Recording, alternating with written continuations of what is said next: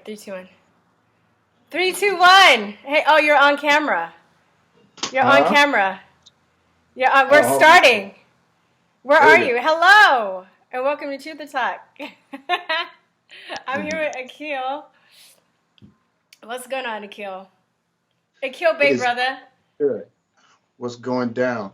Good. I interviewed him a while ago. We got to do it over again. This is another redo because we have a lot of technical difficulties. So, anyway, hi, Akil.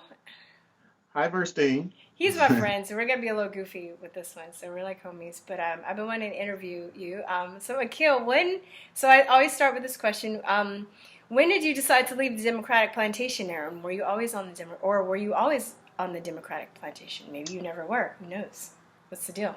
Tell us. I had been on the Democrat plantation most of my life, not understanding that I was on the Democrat plantation.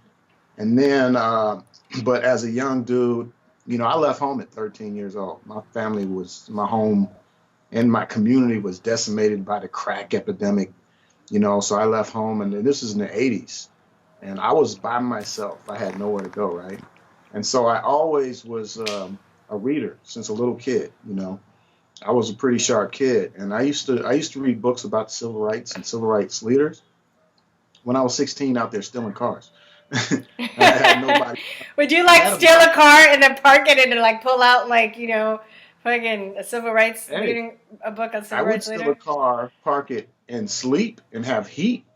I mean, it was that rough for me as a kid, man. And so I never understood why my life was the way it was until I got older and I really kind of started studying history and politics. And in the city that I'm in now, I developed a radio program and a live show. So for years, I was pretty popular out here. I had a major show on a major radio station out here. And then I got involved in politics, and I started running in political circles with a bunch of liberals. And I was actually a Democrat. I voted for Obama twice. I actually worked with a senator to create a Bring Out the Vote song on his second election.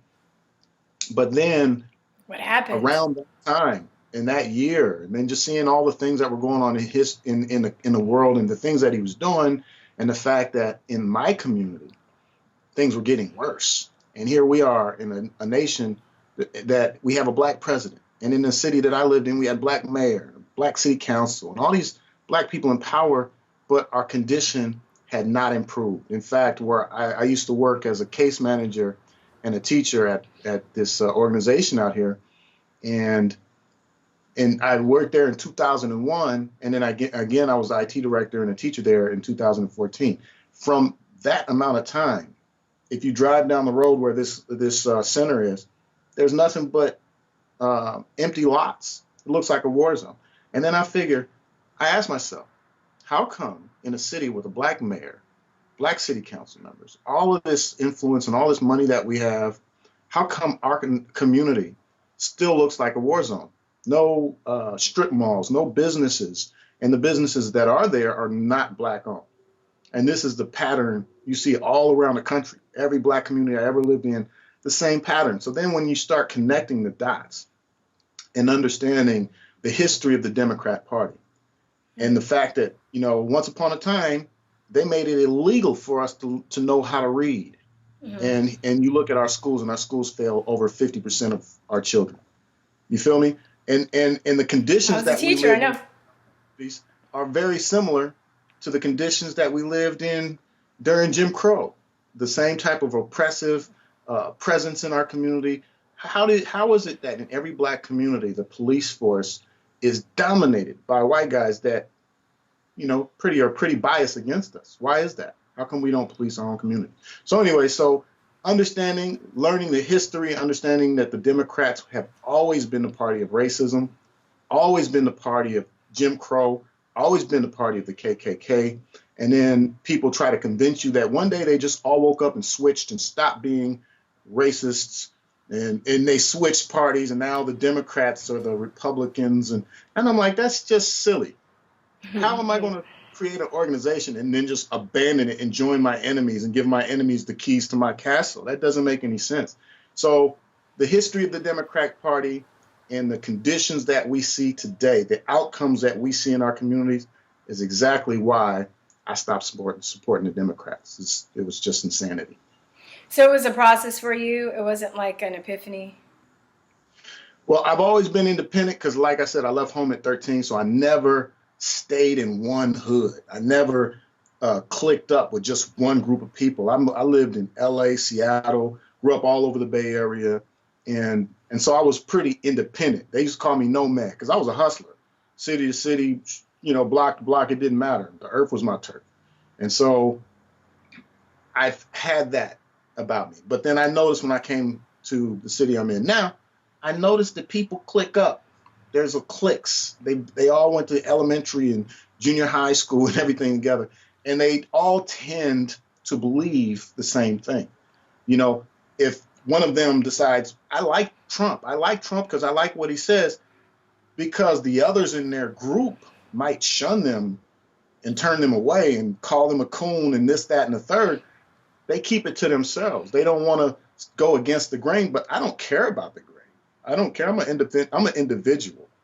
I'm a human. You know what I mean? And at the end of the day, if we're supporting something that's really kind of maintaining a system of control against us, then we have to think about why we are supporting that.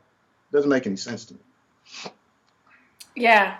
Tell them about like how you've actually worked for politicians and stuff too. What was that experience like?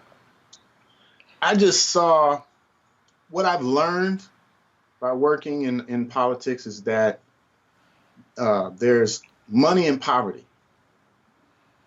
You know what I mean? There's money and poverty. There's a lot of people, because see, I'm pretty sharp with business. I create, I'm a web developer, graphic designer, kind of business consultant, and I've had a lot of people come to me. And it got to the point where I just started refusing to help people with their nonprofits. Because in our community, everybody strives to have a nonprofit. And you think about a nonprofit, why many people do it? Because they figure, if I open up a nonprofit, I can get grants and I can give myself a salary. But it's a nonprofit.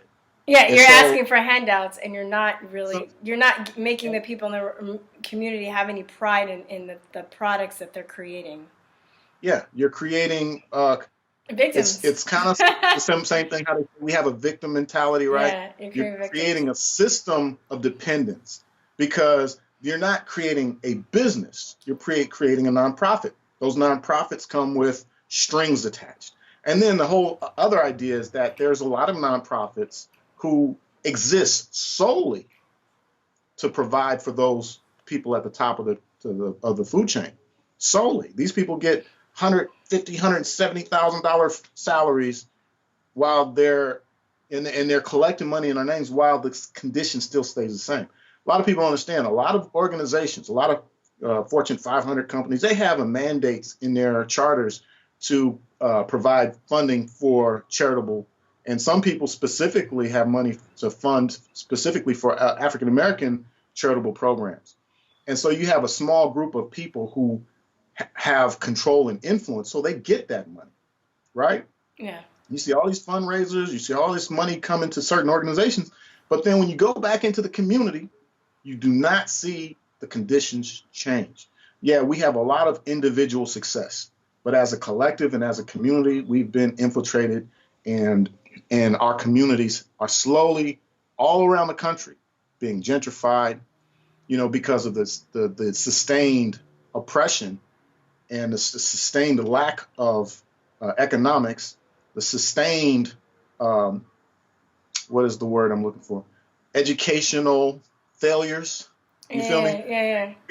Conditions so bad in our communities that now the prices are so low that people coming in Compton, in Inglewood, in Oakland, in Frisco, Sacramento, all over Detroit, Chicago, New York, was it in Harlem? You know what I mean? Like all over the country, our communities are being gentrified because of the sustained conditions that have been kept in our communities to keep the value so low. Why do you think the people of the community don't value our communities? Because it's who wants to value death and pain and drugs and Yeah. violence. And Can't put, there's no, how can you learn in an environment like that too? You know, like I taught my first 8 years. I worked as a teacher. I worked for LAUSD, and I was a long-term sub. But I made as much money as a teacher, and I was considering getting my credential. And one school, my cousin worked at, where I went a lot, and another school, my sixth grade teacher, where I worked. We worked at the same school, and they both told me to not get my credential. I saw how miserable they were. They were teachers that really cared and put a lot into kids, and just what they were getting back out of it, you know, they were just worn out. So flash forward, when I come back from Taiwan, I'm teaching at a Chinese prep school, and I noticed the kids get really good test scores in Asian schools, but they have a community, right? I think that's one of the biggest factors is the community that they have, and they don't have, you know, they really don't have that. They have resources and stuff too. They pull together, they work together. But they, you know, imagine just trying to do homework. But how can you do homework when you're in an environment of death and suffering and dying, and you're worried about trying to stay alive yourself? You know, you don't have that community there to like help you and lift you up. So it's one thing too. Growing up, I was lucky. I had, you know, even though I grew up, you know, in the hood, so to speak, I was lucky. My parents still were supportive of me. I had teachers. I had other people in my family. But, you know, there are people around me that didn't have that. And they, you know, they weren't as you know, academically speaking, weren't as successful as I was. And I think that was a big factor. And going back and being a teacher, looking at South Central and seeing, you know, not only did they not have the proper resources, because I've taught in schools that didn't have books, had outdated books, copy machine was broken, you know, and then I would teach in white schools and they had more resources and stuff. They have their own problems. That's another video. Like the whole education system all around is fucked up, you know, for different reasons in different communities. I think we're all being, every race, every person, you know, in this country, in the world, I would even say is being jacked by the educational system that we have in place. But each community has their own different reasons and problems why. But I would say for the Black community, it's that, like you were talking about, like not, you know, not only not having the resources, but having, what am I trying to say? You know, being in that, just in that environment where there's death and pain, that energy, right? And I look at, you know, go to these schools and they don't even have any trees, any nature, I feel like that has a huge bearing on your soul and how they want to fix it. Affirmative action. That's how they think they can make up for it. It doesn't. It fucks things up even more. But, you know, they're just like, oh, well, you know, it's hard for Blacks. And you know, that's kind of condescending too, because, you know, my dad even told me at one time when I was for affirmative action, which it like kind of went over my head, but he was like, you know, if you accept affirmative action, you're admitting that they're better than you. You know, that you're not as good as them and you need help. And so in some things I am in the middle of the road, because in some cases you have, and I can tell you here where I live, it's there's a lot of quiet racism. And it's not so much that these people are just evil, mean people. It's that everybody gets caught up in the politics. The politics now are so toxic that it's so divisive. Like I walk through where I work, it's very few Black folks where I work at. And when I walk down the hallways, these long, super huge building, super long hallways, and you could, when I first got there, people were so uncomfortable because here I am, this big, buff black guy, bald-headed black guy, and I'm walking through the hallways, and there you can see. Do they jump as you walk by? They're like, oh, oh. They just have this look of fear on their face, and it's like, once you get to know me, you'll understand I'm the coolest cat on the planet. Yeah, you know what I mean? But they get caught up in what they see in TV. And then the funny thing too is like when I talk to people and they realize I'm a conservative, like, and I don't even say I'm a conservative. I'm just somebody who believes in freedom and common sense. You know what I mean? Yeah. And if that means that if that's called a conservative, then okay, well then so be it. But think about this too. The Republican Party was founded on abolition, on the abolitionists to end slavery, the movement to end slavery. That was the Republican Party. When you're looking at Frederick Douglass and not just Black folks, you had Blacks and whites working together to end the tyranny of enslavement of people of color in this country. And so what kind of gets lost in the sauce is where people say, oh, white privilege. Oh, white people are all owe us something and blah, blah, blah. But what about those white folks that died, the 1,500 or plus white folks that were lynched alongside black folks for helping black folks vote, or for fighting for slavery, or for helping black folks escape? You mean white people can get lynched too? Say it ain't so.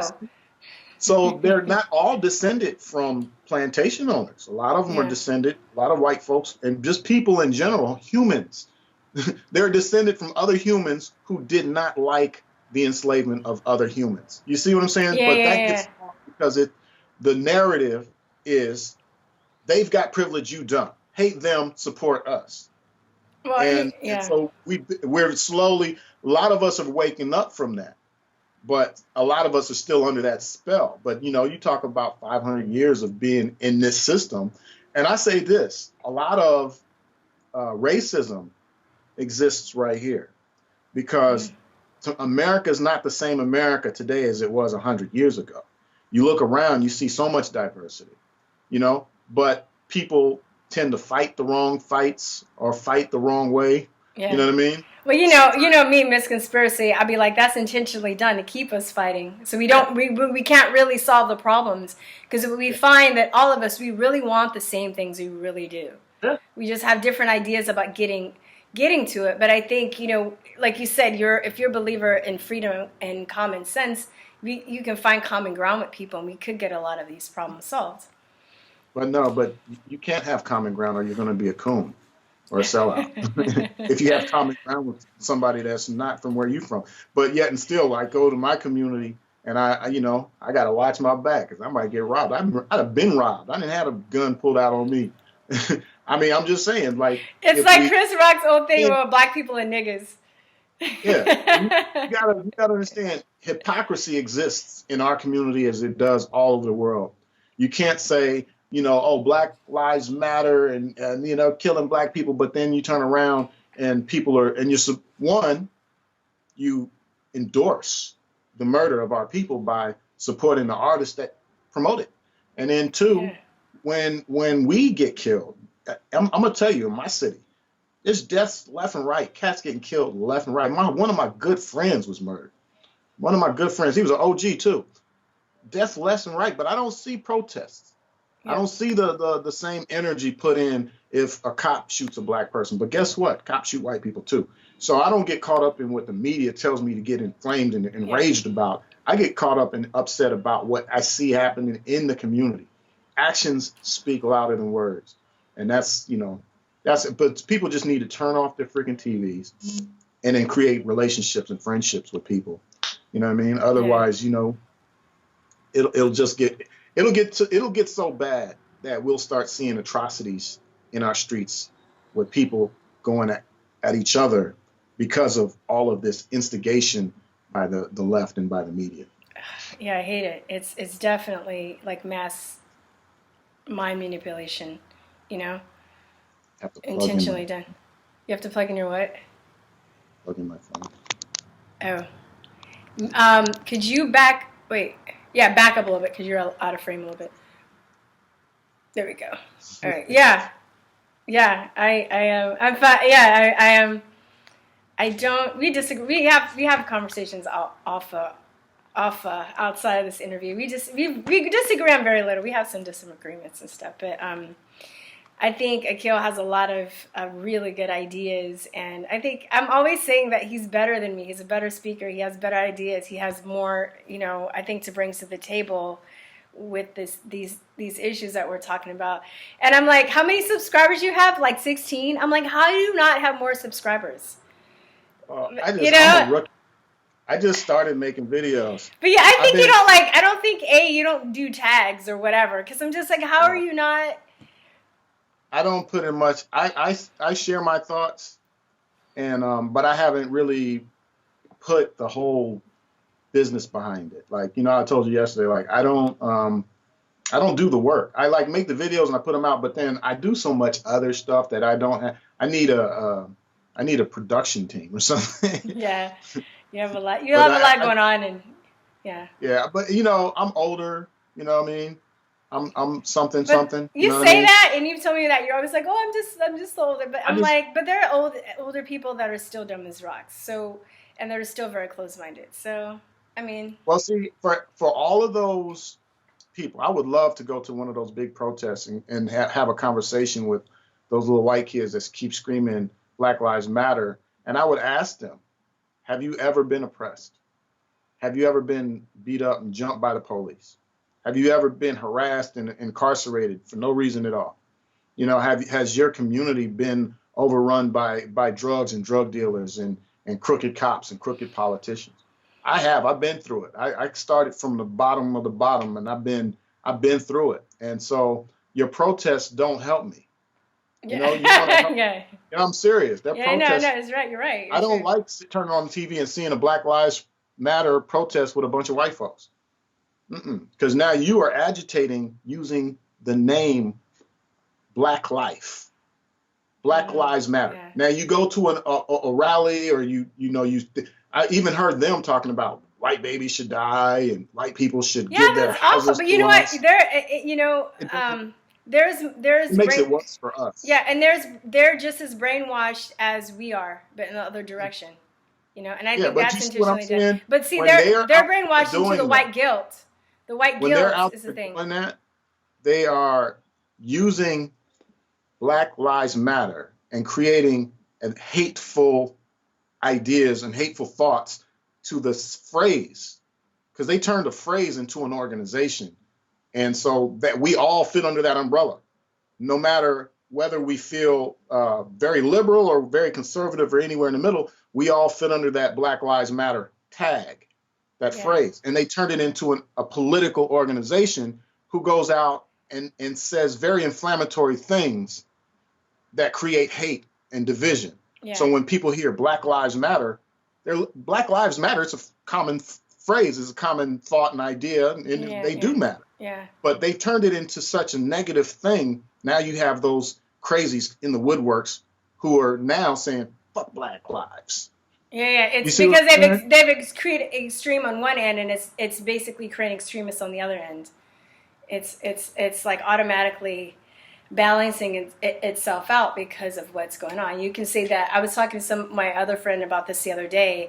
The same thing has happened with the radical feminist movement. You have this, and then you have like MGTOW, which even MGTOW, I can agree with some of their ideas from what I've kind of looked into, but a lot of them are crazy, like, fuck women, we can't wait till the artificial womb comes out, you're gonna be extinct. Yeah, you don't even know. That's a whole you don't even know. You don't know about the MGTOW, man.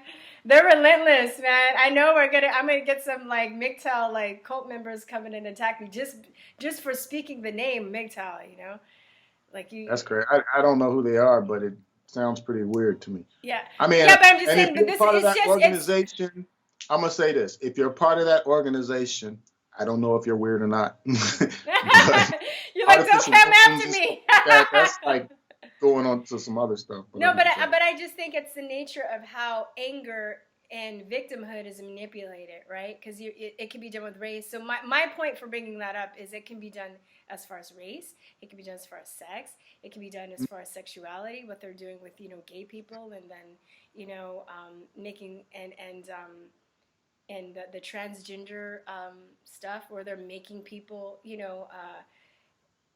try to accept something or pushing it in our face. It can be done with the fat pride stuff, because it's all under the guise of not taking responsibility, right? Yeah. Like giving people an out not to take responsibility for some of the choices that they've made in their life, whether it's and then whatever that person and then they can say, oh, well, you're not where you should be because of your race, because of your sex, because of your gender, because people think you're too fat, and you don't have to lose weight. People should just accept you for who you are. You can be 300 pounds and still be healthy. No, you can't. What about the guys? What are they? The transgenders who say that black are straight men who don't accept transgenders are somehow Homophobic or homophobic transphobic. or something. Like if you're straight, see, and this is the But see, thing. that's the thing Like, too. That's the thing, because then you get the straight guys that like hate transgenders and wanna, you know what I mean. You get the extremists that are like fuck transgenders. straight guys don't talk about transgender. We But I'm see just them. saying. But if they feel like it's We're in a being put in their society now face, where we accept it, right? We yeah, accept that's you. That's what you want to do. But I'm not going to force you to be a part of my world if that's not your yeah, world, right? exactly. So, but And when that's people what we feel see they're happening with the left. yes, and when people feel like they're being forced into something, then they get defensive, and I think it's kind of like a survival mechanism. So these people that are doing the social engineering are aware of this, and they know how to manipulate our emotions to get us fighting against each other, to create schisms and divisions in our society. I think a lot of what would help our people, and when I say black folks or our people, I'm talking about our collective, because we all have collectives in this country, except that our collective, the collective of the colored folks, the people of melanated descent, our collective has been infiltrated from the very beginning. We've allowed ourselves to align ourselves with people who come in and they create like the victim mentality, the system of dependency is a mechanism. It is a mechanism in a structure of control, and you keep the conditions the way they are. Because in America, to escape poverty, you need education, knowledge. That is the only way to escape poverty. So is it any wonder why our schools fail our children so badly? Is it any wonder that over 50%, and in some towns, it's like 85% of the students fail?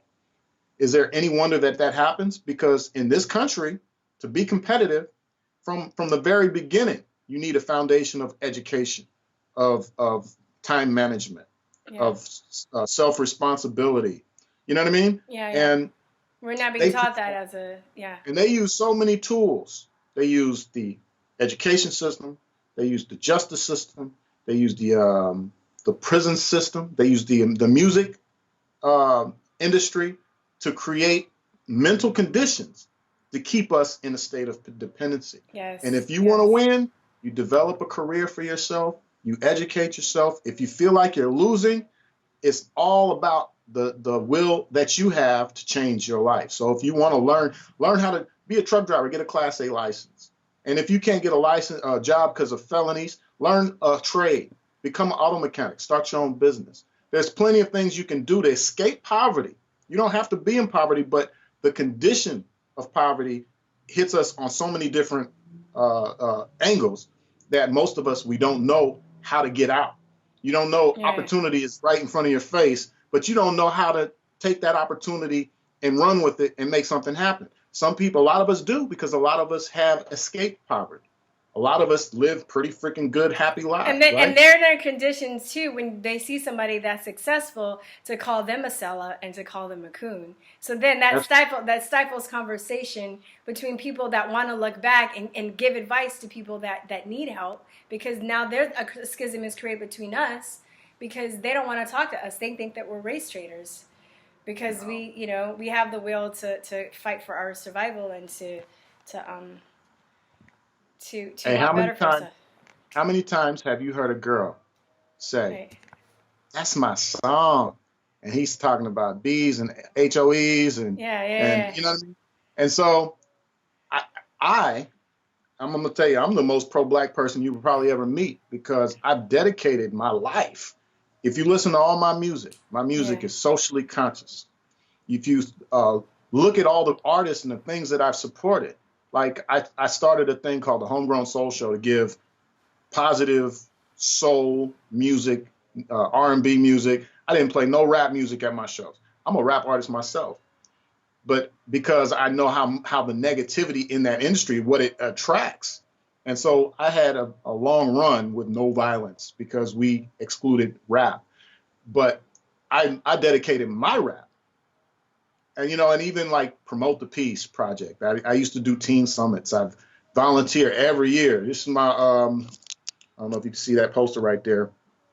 My boy runs the Juneteenth out here. I run a stage every year. I volunteer for free. MLK Day every year in the March. I help with the management of the production on the stage every single year. I've done that. I've been in the community. I get out there and I get involved.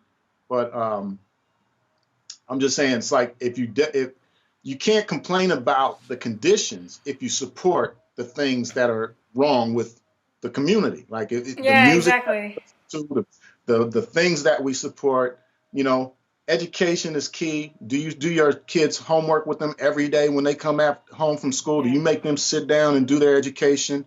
You know what I mean? Do you introduce your kids to different careers?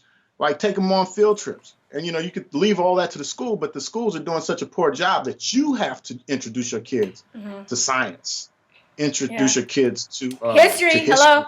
You know what I mean? Don't leave it up to the schools. Can't tell you where you're going to go. Yeah. And we see history repeating itself in this country today, with all of these communists and socialists, and all of these tactics that they're using, this divisiveness and this violence. We see history is repeating itself. So if you don't know history, which a lot of these kids don't, you're not. They really don't. Prepared for what's coming? Not even a little bit. Like not even like one book. Like nothing. Like they don't even know recent history of the 60s and the 70s and the 50s. Like they don't know events. Like a lot of the kids, you ask them stuff that happened in the 50s and 60s. Ask them who Medgar Evers is. Who? Like they only know the name brand, historical figures. Yeah. But then there's a lot of people out there they don't know anything about, and that's crazy. That's why we have to have our own systems of education and teaching our kids. I know you want to wrap it up, so I'm gonna ask you one more thing, one more question. What do you want to see for the future of America? What are your visions? I am a total realist. No realism. Just what do you want to see? Don't be like. Well, no, because I'm a realist. This is how I'll say it. What I would like to see. Yeah. Is I would like to see harmony, right? I would like to see peace and love, but as long as you have that other element, that dark element, that greed element, as long as you have that, you're always going to be in a defensive stance as a nation. You know what I mean? We have to protect what we want. We want freedom, right? We want the free choice, free will. But there are people who don't agree with that. There are people who want to be communists, communists, you know what I mean? And they think that that's a better system.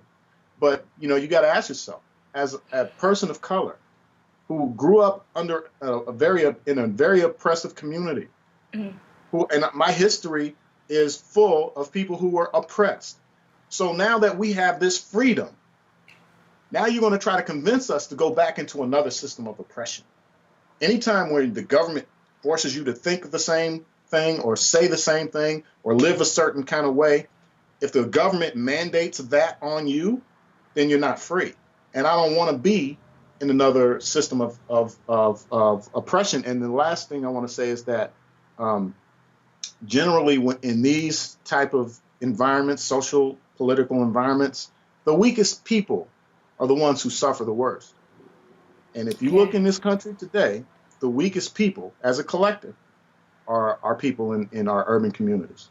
And so when you start rolling this thing in and people start dying off, you got to understand the weakest links are going to be the first to go. And we are considered those weak links. So we have, Goodbye. I say this. Yeah.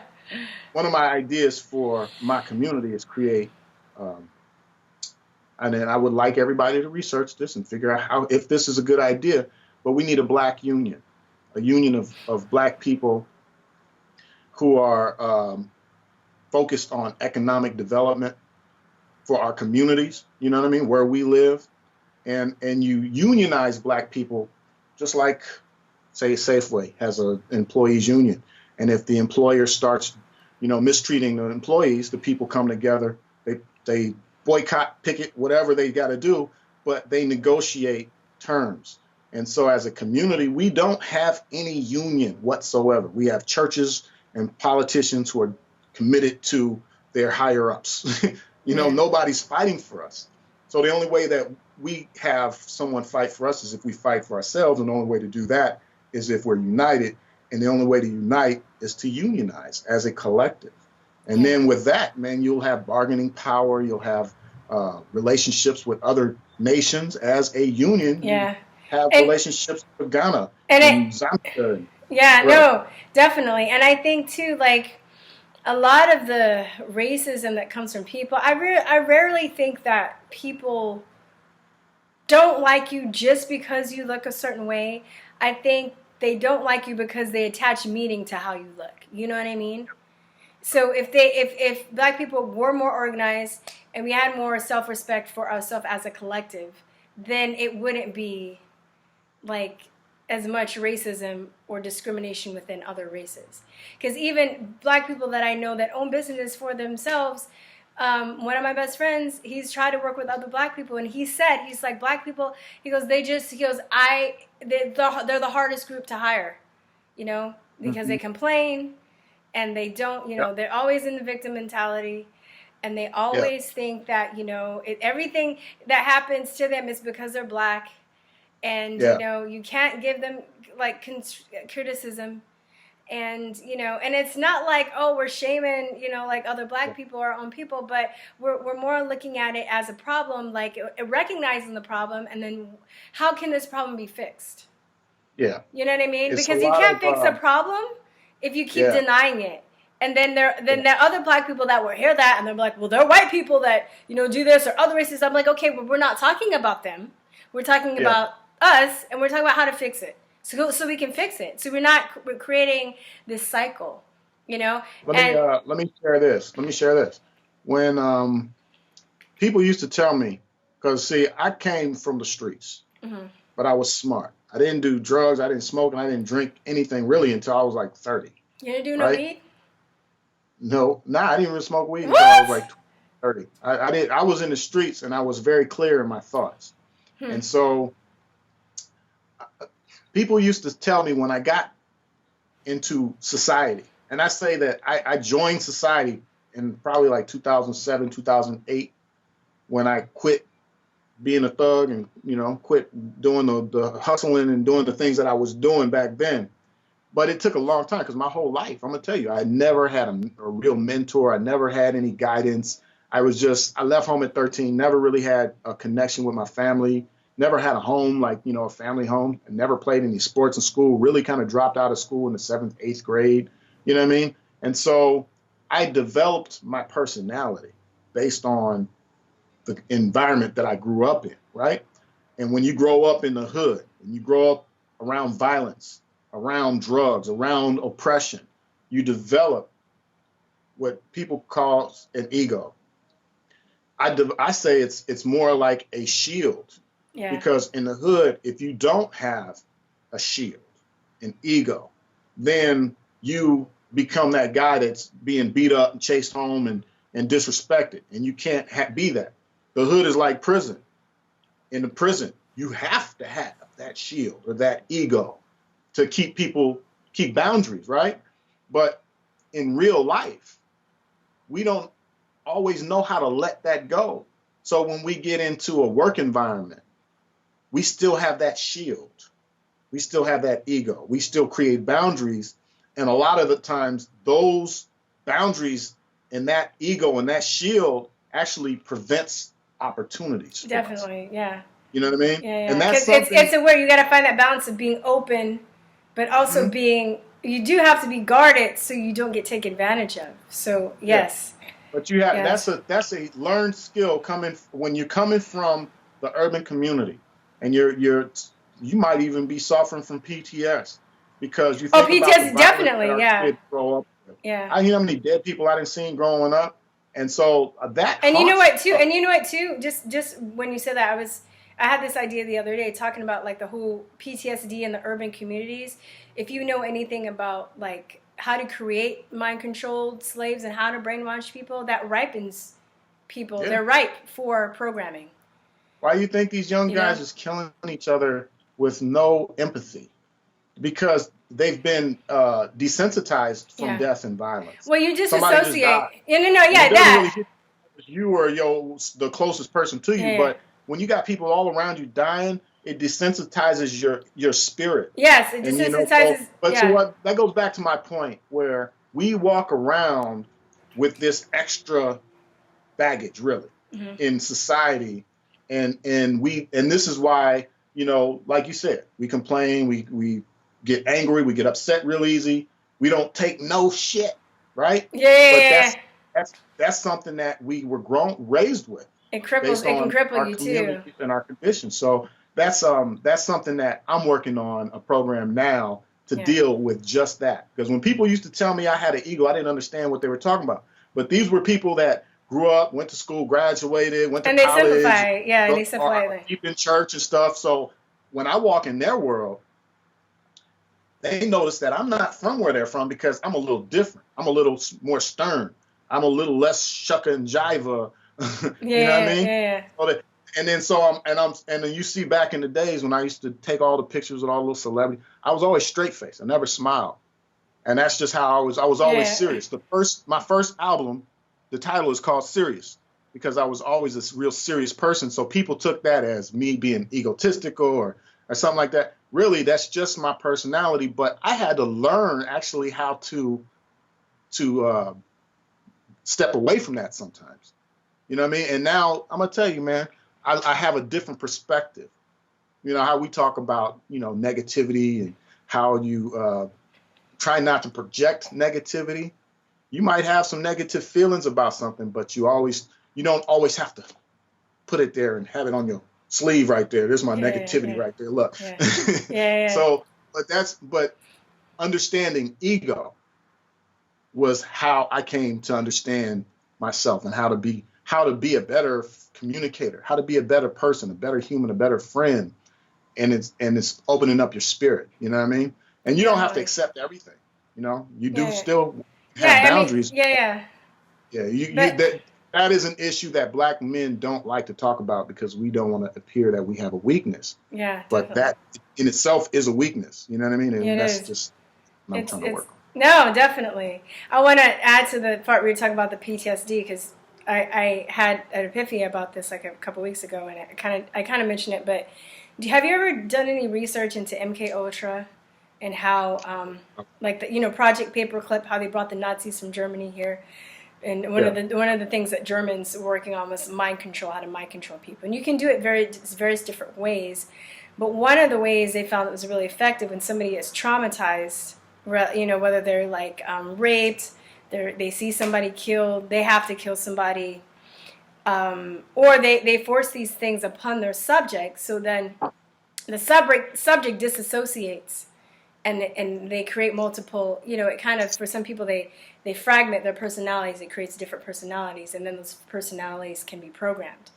So I was thinking about, especially a lot of the Black, rappers and hip-hop artists that's promoting death and being a gangbanger and glorifying killing people and doing drugs, that, they're really ripe for that stuff. So if they're, if these record labels are picking these people up and putting them in the industry, then now they're making music to a whole community that's ripe for this, that's susceptible. They're just going to soak it up like a sponge, and not even think about it. Now you put your finger on it, and I never really thought about it like that, but literally look at all the minds that are being controlled and influenced by these people coming out of Hollywood. Yeah. Look at the mind control just on social media when you see grown folks on social media with a lot of just vicious negativity against the country, against the president, and against you if you don't agree. You know what I mean? So that if you look at it like mind control, I mean, they controlled our minds through slavery, through Jim Crow, through all the way up until now. They've never stopped. And it's the left, the liberals, and Malcolm X even said it. Malcolm X, and look Yeah. up the quote. He No, said, there's an interview. I've seen it. He talked about the liberals are "Yeah, like the real racists liberals, and they're like the worst. liberals are the biggest." He said, "Liberals were the biggest enemy to blacks because they join us, infiltrate us, tell us they're our friends, but then they maintain that system of control over us." Yeah. Well, you And think if about it it. was beneficial, it'd be different. But it's not beneficial because when I look at, I mean, my nephew was murdered. My other nephew, on the streets. Two or three of my nephews, one of them just got a couple of felonies. They got indoctrinated in this artificial culture that was paid for by Hollywood. Yeah. Gangster music was endorsed, sponsored, and paid for by Hollywood, and they fueled the rise of gangster music and violent music. And that's another thing that we have to figure out how we get ourselves out of that. How do we step away from this artificial culture? And I just simply go against everything that they say. I make positive music. I make music that is inspiring. And it's not no sucker music. It's street conscious. You know what I mean? Yeah. But we have to kind of make it shun. You have to shun it so bad, like it's such a negative thing, a bad look on you, that if you listen to music that supports killing your people, if that's what you do, then that should be taboo, right? You know what I mean? and ridiculing people that don't, like me. Like, I'm a rocker. I think kind of I was disillusioned. I mean, I like hip hop, but I don't know a lot of hip hop, and I just kind of went the opposite way, and went to and listened to all types of music. And I like African music a lot. I like African classical music. I like irregular classical music. I like world music. I like rock. I like all this other stuff other than hip hop too. And they that's the thing too, that other black people have been brainwashed to put other black people in a box that don't like hip hop. Like, we're not allowed. Like, that's the only kind of music that you were allowed to like. Virstyne, you're different.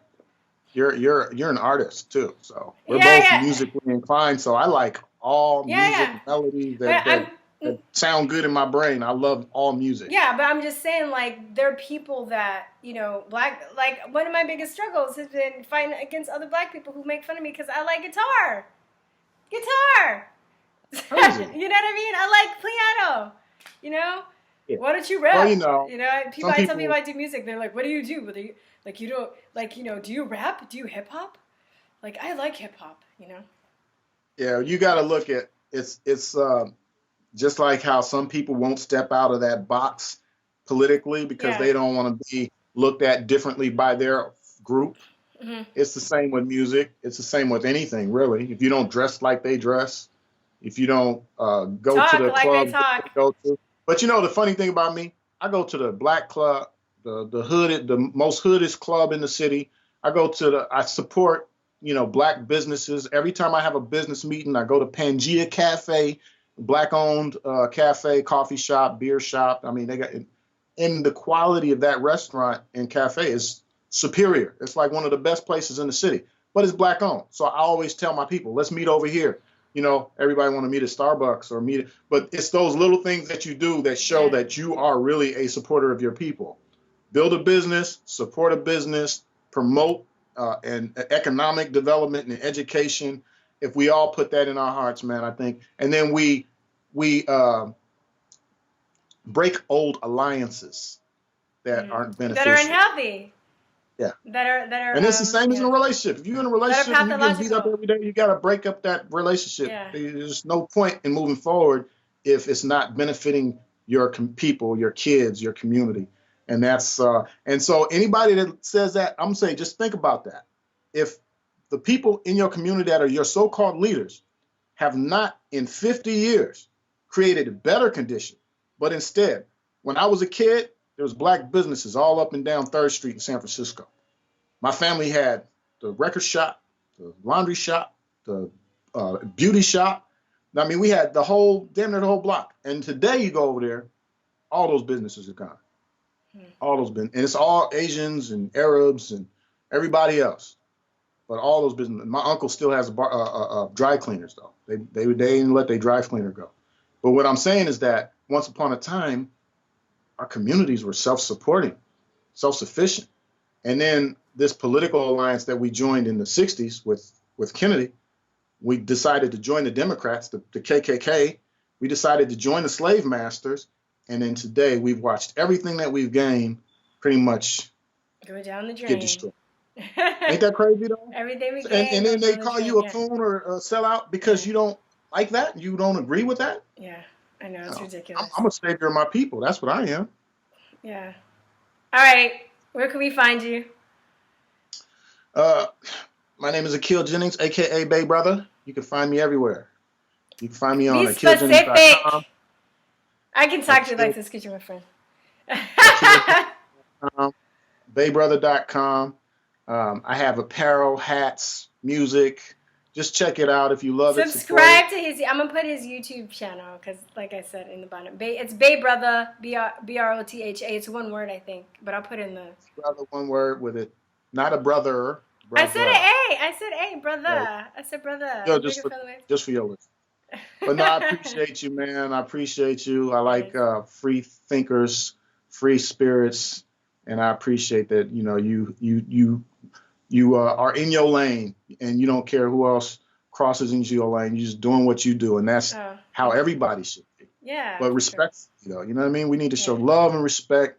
You know, stop crying and complaining, and start doing things, making things happen with action. And all those people that say that they are leaders and they got all these words for us, shake them like old school Ricky Waters, man. Shake them and start moving in a new direction. That was my thing. I'm still a registered Democrat. I just voted for Donald Trump. This interview's done. I haven't even taken the time to re-register, but I voted for Trump because I saw something different. He said, well, and so we said we're going to go say goodbye, but I'm going to just say this. When he said, look at all these kids killing each other in Chicago. I want to open up factories. I've been talking to my friends, and I want them to open up factories in the urban community so these young men can have jobs. And when he said that, I was like, wow, what? You know, they're like, I've never heard Obama say nothing like that. In fact, that's Obama's town. Yeah. And they out there killing each other by the dozens. One weekend, 50 people, 60 people shot. You know what I mean? Thousands of our young Black men and women, innocent children, thousands have been murdered in that one city. And this is a pattern all around the country. So when Donald Trump came and he addressed the issues specifically, and they got nerve to say, hate him, he's a racist, he's this, that, and the third. None of those Democrats had anything to say about how do we stop this problem. Instead, they want to keep flooding immigrants into our communities, into our country, while we can't even maintain what we got. Yeah. These people are crazy, man. Yeah. So anyway, that was the last word. And wait, I want to wrap up one thing too. Just because somebody looks like you doesn't necessarily mean they have your interest in mind. And just because they don't look like you doesn't mean they don't. And that's another thing. Just human beings need to get over, you know. There's a lot of people that look like you that will shoot you for them headphones. Yeah. I'm just saying. That's why I joined the NRA, because that shit ain't happening. I love these headphones. And I'm going to say this. They're expensive. People who think like us come in all shades of the spectrum. Yes, for sure. You feel me? Yes. I think like a human. Yeah. That's what I think. I think of like a human, and there's all shades of the spectrum. All humans aren't evil. All humans aren't lazy. All humans aren't gay. Yeah. All humans, I'm just saying, they come in all shades of the spectrum. Some humans aren't. A lot of humans are gay. I'm just saying, we're all human, and if we treat each other like, and I'm not an overly religious person, I'm a spiritual person, but I do like, do unto thou as thou shalt expect to do unto you, or whatever, however that goes. I do respect and appreciate that. You treat me right, it's all good. Definitely. If you hate me because I'm Black, I don't care. As long as your actions don't impede my progress, you can believe and hate whatever you want. But if you got a chance to meet me, you come here and have a beer with me, you're going to be like, I was stupid. That's the coolest thing ever. And I might change your mind. So, you know, there it is. All right. But I got to go. I know you gotta go. I held you longer than you wanted to. I was looking at the time, and you were like 30 minutes. We made it to. This is probably gonna be one of the shortest ones I've done, but it's still it's running about an hour. But anyway, all right, guys. Yeah. Okay. AkilJennings.com. AkilJennings.com. All right. Bye, guys. Peace, love. Bye. Bye. And we're.